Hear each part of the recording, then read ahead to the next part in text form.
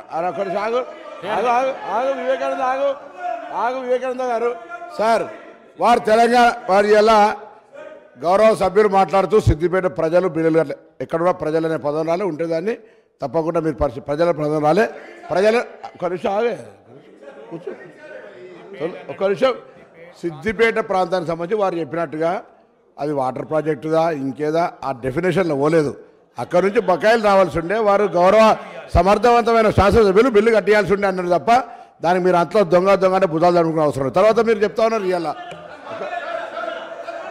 అరే నేనేమంటే భుజాలు జరుపుకునే అవసరం లేదు ప్రజల గురించి మాట్లాడలేదని చెప్తా ఉన్నాం గారు చెప్తా ఉన్నా తర్వాత అధ్యక్ష ఇంకొక మాట ఇలా తెలంగాణకు సంబంధించి చెప్తారు తెలంగాణ కాంగ్రెస్ చేయకపోతే వాళ్ళు తెచ్చింది అధ్యక్ష ఇలా తెలంగాణ తెస్తే మీరు 10 సంవత్సరాలు మంత్రులు దయచేసి ఆ విషయం మర్చిపోవద్దు ఇలా తెలంగాణ తేకపోతే తెలంగాణ పార్లమెంట్ ఆర్టికల్ 3 ఇవాళ మీ పార్లమెంట్ సభ్యులు కేశవరావు గారు కానీ కాంగ్రెస్ పార్లమెంట్ సభ్యులు లేకపోతే తెలంగాణ ఎక్కడ అధ్యక్ష ఇలా వీళ్ళు మాట్లాడతారు ఆనాటి నాయకత్వం ఒకరని చెప్తానా అన్పార్లమెంట్ అయితే తెలుగుతాం కానీ వీడికే ఏం రాకుండా పోయినా కూడా పార్లమెంట్లో తెలంగాణ బిల్ పాస్ అయిపోతే రాకపోతుంది అధ్యక్ష ఆనాడు స్పీకర్ లోక్సభ స్పీకర్ ఆనాడు సభ్యులు పోడియం దగ్గర లొల్లైతుంటే కూడా బిల్లు ఏ విధంగా పాద్యాలు చేస్తే ఇట్లా మాట్లాడితే ఇట్లా బరుగుతుంది ఎట్లా నడుస్తుంది అధ్యక్ష నేను అడుగుతా ఉన్నా ఇలా బరాబరుగా కాంగ్రెస్ పార్టీ సోనియా గాంధీ గారి నాయకత్వంలో ఈ హౌస్ లో వాళ్ళ నాయకుడు చెప్పిండు సోనియా గాంధీ లేకపోతే తెలంగాణ వచ్చేది కాదని ఇవాళ ఇట్లా మాట్లాడితే ఎట్లా అధ్యక్ష ఆనాడు ఉండే పరిస్థితి వల్ల మేము మళ్ళీ చెప్తా ఉన్నాం మా రాజగోపాల్ రెడ్డి గారు మా డాక్టర్ వివేక్ గారు మేము ఆనాడు వాళ్ళ ఎంపీ కేశవరావు గారు ఇలా శాసన మండలి చైర్మన్ సుఖేందర్ రెడ్డి గారు కానీ పార్లమెంట్ సభ్యులం లేకపోతే ఎక్కడిది తెలంగాణ అధ్యక్ష సోనియా గాంధీ గారు లేకపోతే అధ్యక్ష ఇంకొకటి సబ్జెక్ట్ ఈవేరు కాకుండా ఒకటి గౌరవ నేను జగదీశ్వర్ రెడ్డి గారు మంత్రి గారిని అడుగుతా ఉన్నా 10 సంవత్సరాలలో ఎన్ని సంవత్సరాలు విద్యుత్ శాఖ మంత్రి కూడా తెలియదు అధ్యక్ష ఒకరు కూసారు అయినా మెంబర్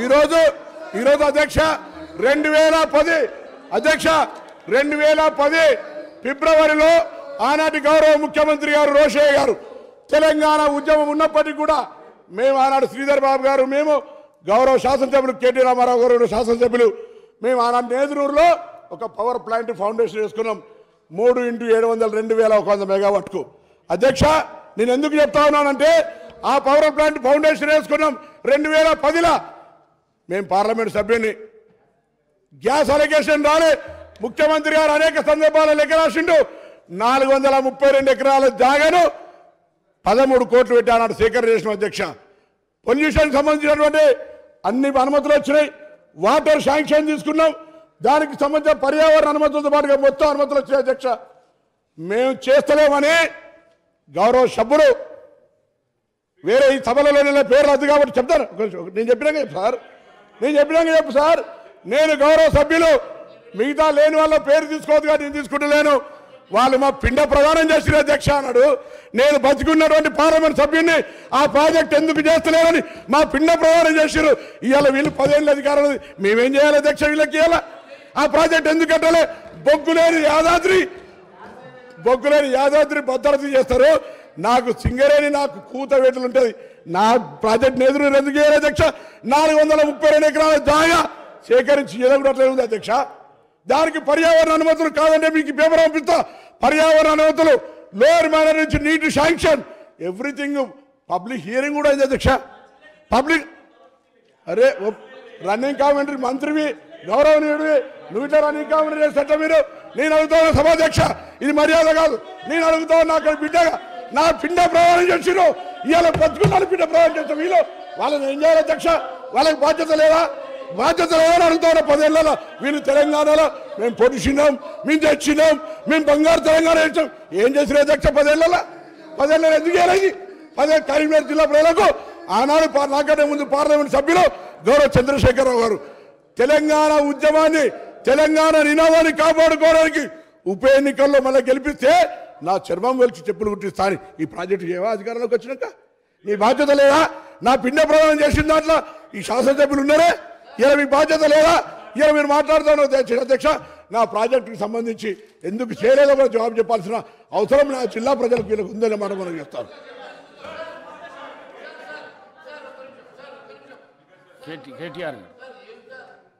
సార్ 55 సంవత్సరాల కాంగ్రెస్ పార్టీ చరిత్ర, కాంగ్రెస్ పార్టీ నిర్వాకం, విద్యుత్ విషయం అడుగుతారు ఇనరా మళ్ళా అదే చెప్తున్నా.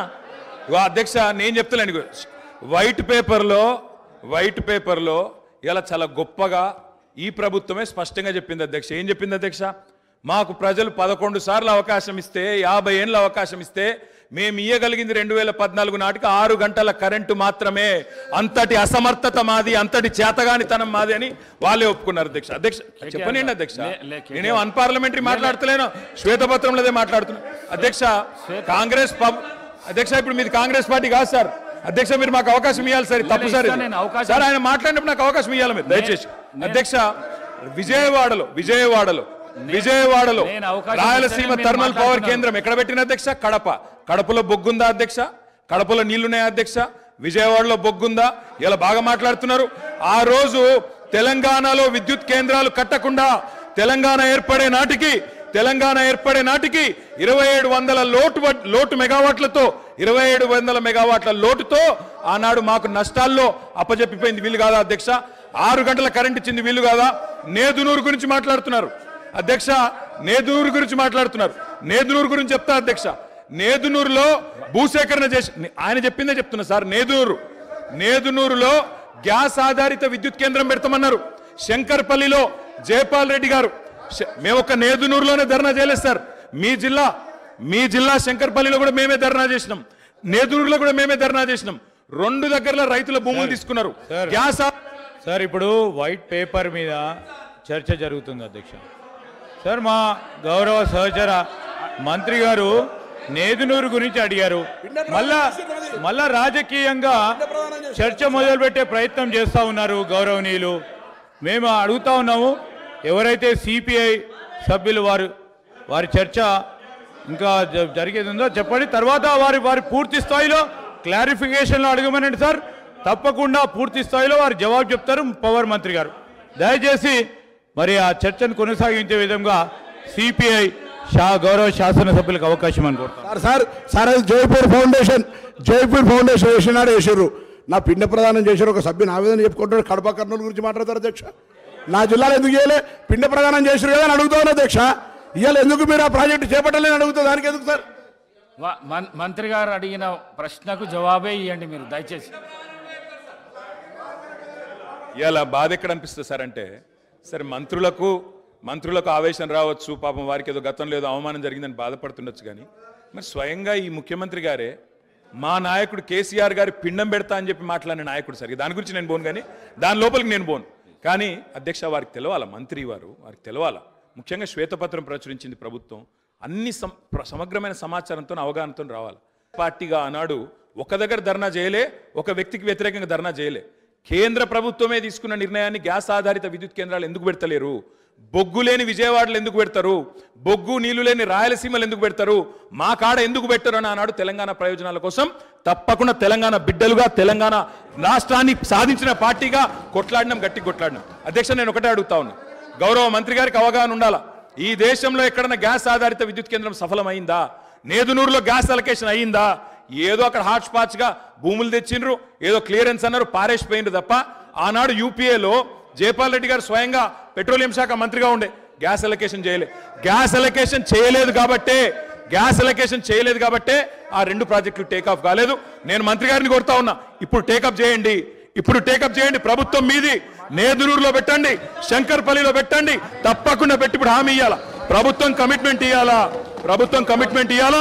గౌరవ డిప్యూటీ సీఎం గారు హామీ ఇస్తారని చెప్పి కూడా నేను నమ్ముతా ఉన్నా. ఇంకొక మాట కూడా అధ్యక్ష, ఇవాళ ముఖ్యమంత్రి గారు చాలా మాటలు మాట్లాడినారు.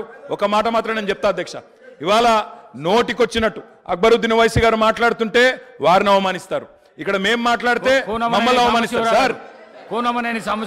సార్ ఒక నిమిషం సార్, మా భారతీయ జనతా పార్టీ పేరు ఏఈ ఉజ్మా ఫాతిమా హైదరాబాద్ ఓల్డ్ సిటీలో ఆ అమ్మాయికి మైనారిటీ కాంగ్రెస్ పార్టీ ఇచ్చిన రిజర్వేషన్తో నా అమ్మాయి ఇంజనీరింగ్ చదివి ఉద్యోగం చేసి అక్కడ చేరితే ఆ అమ్మాయి ఒక మహిళ అయి ఉండి ఆడబిడ్డ అయి ఉండి అక్కడ ఉద్యోగం చేస్తుంటే ఆ అమ్మాయి చనిపోతే ఆ కుటుంబాన్ని మేము ఇంటికెళ్ళి పరామర్శించినాము.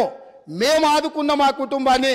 కానీ రాష్ట్ర ముఖ్యమంత్రి గారుగా ఆనాటి ముఖ్యమంత్రి గారు కానీ ఆనాటి విద్యుత్ శాఖ మంత్రి కనీసము మన చాదర్గట్టులో ఉండే ఆ మైనారిటీ ఏఈ కుటుంబాన్ని కూడా పరామర్శించలేదు.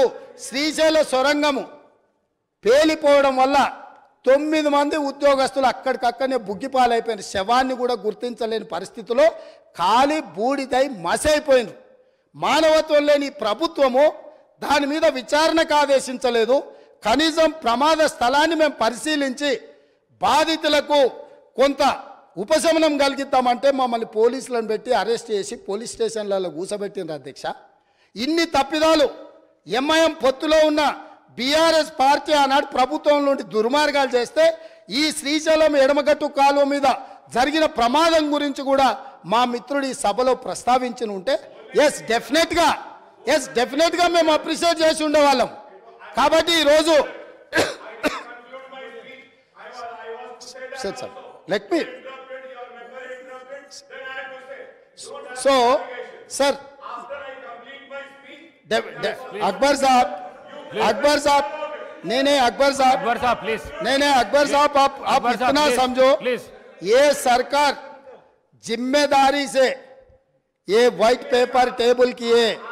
ये व्हाइट पेपर टेबल करने के बाद आप जो भी सुझाव दे रहे सुझाव लेने के लिए भी हम तैयार हैं.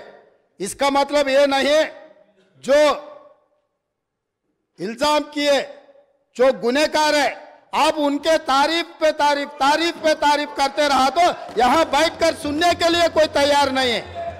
आप जो ओल्ड सिटी हैदराबाद के लिए या तेलंगाना के लिए डेवलपमेंट करने के लिए क्या फंड चाहिए आप बोलो, हम जिम्मेदारी से हम निभाएंगे. मगर आप ये काम नहीं कर रहे हैं. आप पुराने दोस्त को जो बिगड़ा हुआ दोस्त को आप बचाने के लिए